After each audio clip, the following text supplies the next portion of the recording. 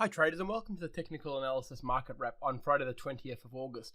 So we finally saw some big moves on some of the majors this week. We've seen the Aussie dollar in particular and the euro really fall through and break that support that we were talking about. So we'll jump straight into the charts and see if we can identify any opportunities for today and early into next week. So we'll start out here with the Aussie USD on the daily. You can see that we've had a fantastic week from the selling standpoint. It broke through. This is the zone that we were talking about last week. It was trapped between the 20 moving average and like we said, it was starting to bear down on it, and the price range was getting smaller and smaller until it did eventually collapse. And when it did, it really went for it. So look, a really good move down. It's sitting around that sort of 71.45 to 71.50 area at the moment. Like, it may retrace a little bit now and sort of catch up. It's been a pretty big move. Like, there's a pretty decent move in a couple of days. So what we're probably looking for now is a little bit of a retrace. The main target for this one is more than likely the 70 cent. I'll get rid of the stoke here for a second. I'll bring this down and I'll show you what I mean. When we go to a bigger time frame, you'll see that we've got the week. We'll go to the weekly. The real support down here is at around that 70 cent mark. So if we put a horizontal line through there, you'll see what I'm talking about. So you can see here we've got really very, very strong support. Oops, let's move that up a bit. Very, very strong support through here. Resistance, support right through there. Round number, of course, it's a very, very important zone for it. So that's the target that it's going to be going for longer term. But, it may not get there in the one hit. It may retrace a little bit and, find a little bit of a pullback to the 20 moving average, maybe probably on the 4 hour. I don't know if it'll be reaching the daily anytime soon. It's got a lot of work to do to catch that one up. But probably on the smaller time frames, you can look for a change of trend and then potentially trade it up to the 20 moving average. So what you'd be looking for is a series of higher highs and higher lows, even on a 1 hour. You can see that even after the break, the 1 hour gave us all the entries. And this is what we love about the 20 moving average, that you can actually get a lot of entries in even if you missed the initial break. So once that did break through, you can see you got your opportunity. If you missed the first break, you got the opportunity here, and you got the opportunity here again to short it. So what you're looking for now is a bit of a change of trend, or even a pullback to the 20, and then maybe look for shorts. But the pullback's going to happen, around this area. If it's going to the 71.50, should hold it up, and then maybe look for a sell point again. But the main goal being definitely that 70 cent mark. If we bring it right out here, it's right in the middle of that zone now. This is where we want it. So ideally, pull back to the 20 on the 4 hour would be great, and then look for shorts down to the 70 cent mark. Of course, if it gets up above these moving averages again and closes on a 4 hour above the moving averages, we'll change our tact and then start to look for the longs again, and maybe look for it to retest the bottom of that channel, which is around that 73.20 area. It's got a lot of work for it to do that, so that's probably not the likely trade. The short is a better trade here, but we can play both ways, just depending on the lightning bolts that we get on this one. All right, we'll go over to the US dollar CAD now. This has been the star performer. This has just shot through all of the zones. It broke out of the zone we were talking about last week, and like I said, our initial target of 126.20 was basically just taken out in 2 candles, which is great. So hopefully you're able to get involved in that. For those of you who stayed in it, well, basically doubled its gain. It did push all the way through, and it's trying to make a higher high here. If it does that, it's going to be all guns are blazing for this one. Like, it is at strong resistance now. There's no worries about that. But that's been a very, very big, long, sustained move over even today's candle. So you can see it's broken through all of the resistance that we were talking about, basically in one hit, and has continued on. So where it closes now, it's likely to close pretty similar to where it is at the moment. But it is going straight into resistance for early next week. So just one to watch, really. Probably, I think the 130 is a target for it. If you go to a weekly, you can see why. The 130 mark, I'll put a horizontal line. These levels tend to hold up really, really well, especially when the market starts to move like it does now. So the 130 area is where we're really targeting for this one. It can definitely do it. It could get there by tonight, like the way this thing moves. But more than likely, it's probably going to have a bit of a pullback, a bit of a spell. What ideally would happen is it would come back and maybe test the 127.50, something like that, like around this level here. That's about the 127.50 area here. If it came back and did a bit of a pullback to there, you could start looking for longs again into that 130. But this is the main target. but look for a little bit of a breather before that happens. You can see even on the weekly, the MACD power is really, really strong. It's about to switch. You've got a 12.26 cross about to happen. It's about to go into the positive territory again, which bodes really, really well for the longs on this one. So I think 130 is only a matter of time. It's just a case of getting the right lightning bolts on the smaller time frames. If you're not in already, you're going to have to wait for that pullback. You wouldn't just jump on this one, because the more likely move now is a bit of a pullback down and then a continuation of this one. But a really, really good trade this has been for us. So hopefully you're able to take hold of that one. All right, we'll move over to the US dollar yen. This one's been a little bit disappointing, really. I mean, it hasn't done anything like all of the other majors. Basically, it's done a hell of a lot of nothing. You can see that the main zones, the problem with this one is it is stuck in a very, very restricted area of consolidation. You can see that this is a very consolidated zone. Its range is relatively small as well. So it's been hovering around this 109.76 for quite a long time now. Today's done basically nothing.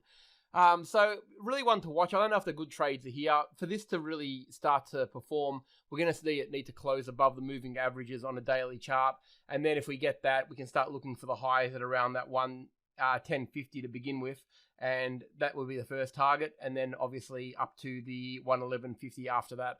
But this is not the one showing all of the good moves. So I'd be a bit cautious of this one. Probably just wait and see. There's better trades at the moment. But definitely what we're looking for is a break above the moving averages on a daily chart. If we get that, we can start looking for the longs. And of course, if it makes a low and lower high sequence, so we need a daily to close below this 109.10 area here. If it does that, we can start looking for shorting opportunities down to 108.50 and even beyond. So probably this level right here, the 108.50 is probably the logical target for it. Not a bad place to be, really, I suppose. It's a little similar to what the CAD was like last week, really, that was trapped within a range. Its lower end is the 108.50 and its upper end is the 111.50. So whichever way it breaks, you'd be feeling quite comfortable to trade. So we'll go over to the dollar index, another star performer. This has absolutely smashed all of the recent highs here. So it's blown through that level, which is really, really important. This is a lot of what the reason the CAD's gone so high. Of course, the dollar strength has returned. We'll look at the euro in a second, but you can see that if we get a close above this level here, it's going to be very, very significant. What I love about this trade is it gave us all the right entry points that we needed. You can see that it did the right thing. It came back to the 20 moving average, gave us the reload zone, and then it hit that resistance with power. That's what you want to see. When it does hit a level of resistance like it did here, you want it to pull back to a good level and then hit it with a good lot of power with momentum on its side, and it did that and blasted right through. So, going forward on this one, it's got, I'll zoom it right out so you can see you can see how significant this level is. Obviously, it is a very, very important level for it to break.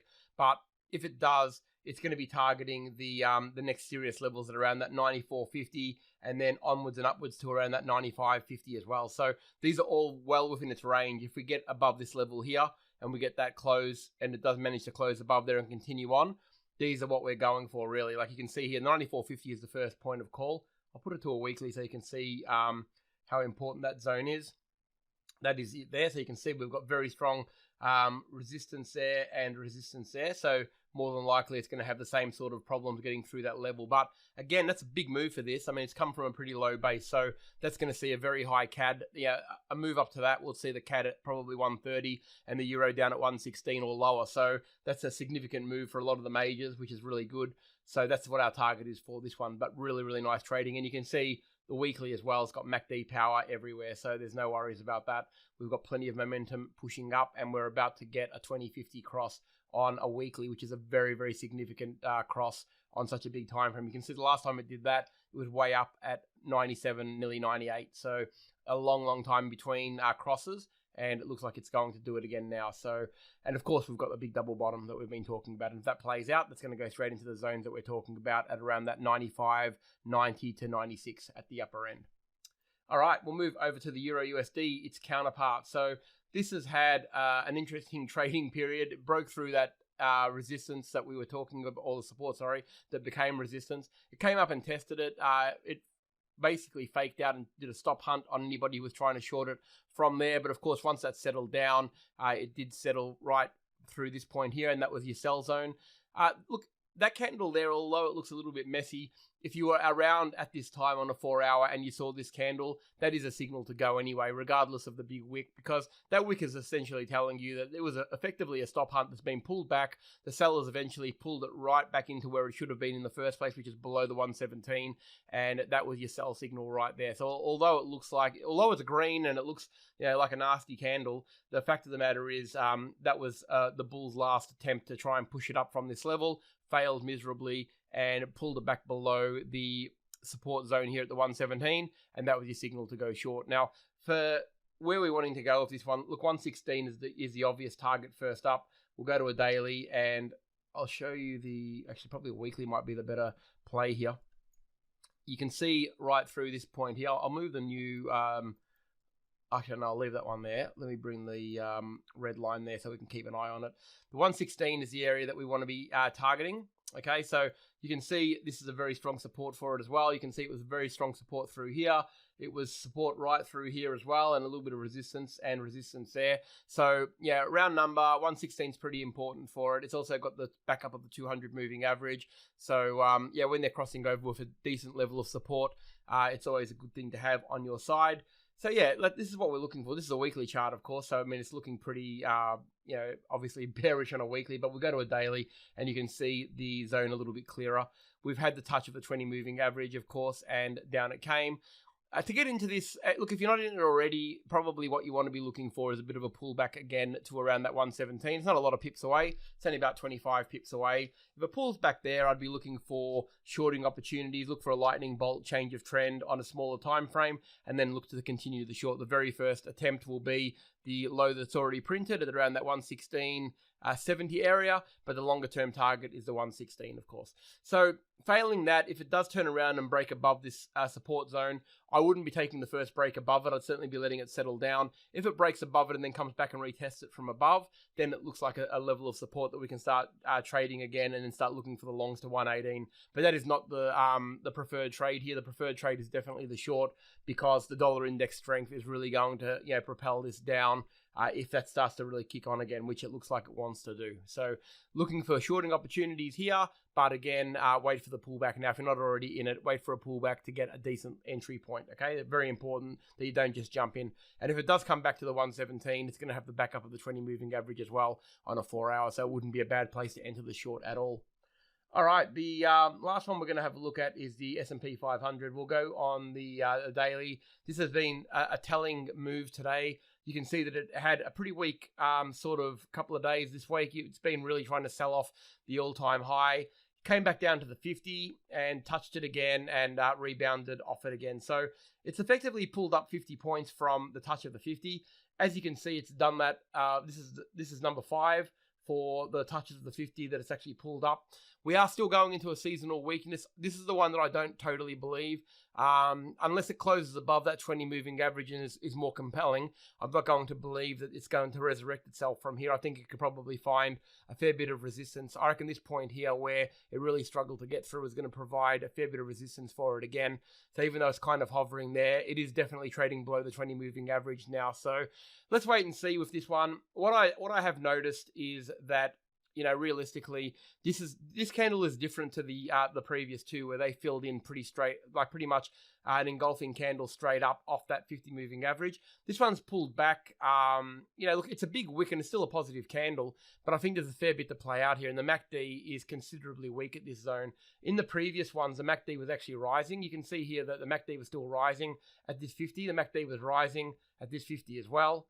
Okay, this one here, the MACD is on a downward spiral and the signal line's out of it. It's just starting to look a little bit tired. So I'm not convinced that this one's going to be the one that breaks through and goes and tests a new high and pushes higher. I think this is the one that's going to find trouble right through this zone here and then probably look to break that moving average. And if it does break past the 50 moving average, it's going to be targeting the 40, 100 and the 4,000, no doubt about that. And that's probably going to happen in the next few weeks. So keep an eye on it. Of course, if we want to go long and we do get a close above the 20 moving average, then the logical target is the all-time high, which is reached, all that, not that long ago, actually 47, sort of 80 area is where you'd be targeting, but certainly scalping in that realm. If you are going long, you're going to be looking for scalps of the previous high, but the preferred trade here is definitely the short off the 20 moving average and look to break the 50. And if it it does that, then we're going to have some good trading down to the 4,200, 4,100 and 4,000. Every level is going to provide a level of support on those key numbers. So I hope everyone's had a great week's trading. I think we've had some really, really good opportunities on the majors. A lot of the things we talked about last week have played out. So hopefully you've been able to take advantage of those. And I think some of the big moves are only probably just beginning. I think we're going to start to see some real fireworks in the next few weeks now. So hopefully you'll be able to take advantage of that if you haven't already. Have a great weekend. I look forward to seeing you all next week.